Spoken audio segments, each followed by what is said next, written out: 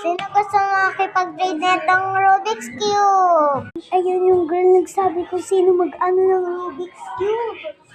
Ami! Gusto ko mag-trade ng Rubik's Cube. Ito Rubik's Cube. Ano i-trade mo? Ano kaya mga scam ko sa kanila ito? Yung parang scammer ako. So, ito na lang i-trade ko. And this, then, rare to, maganda, tsaka pwede mo din, in kito sa may susi, ng billionaire? Yes. Billionaire house? Yes. Okay. Filled with fidgets. This fidget is so cute. This fidget is like stretchy fidget. Itong fidget na stretchy. Accept.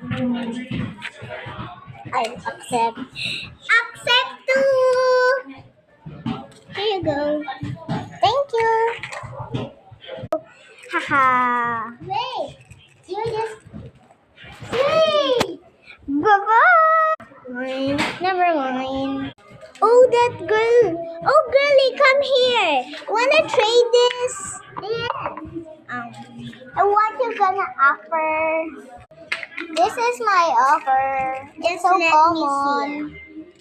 That's okay. You are a beginner. Yes. Me too, but not anymore. Konti lang kasi mga fidget ko. Accept! Accept. Thank you. Oh, this your container.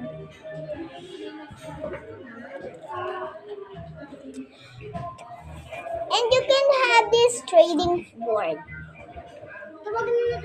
Guys, hindi natapos yung video. Sorry na. Yes, kinakover ko. Ayaw ko pakita yung face ko. And yung isang girl na yun yung kalaro, nandito yung kaklase. Wala kaming project ko, malapit lang sila sa may bahay. Ito yung namin, zone peep. Bawal ka sabihin kasi pagkapunta yung creepy guy. Yes, so yun lang, hindi natapos. Kaya, yes, dahil gabi na tsaka mga March na to, mga March na, or ewan ko basta March na ba?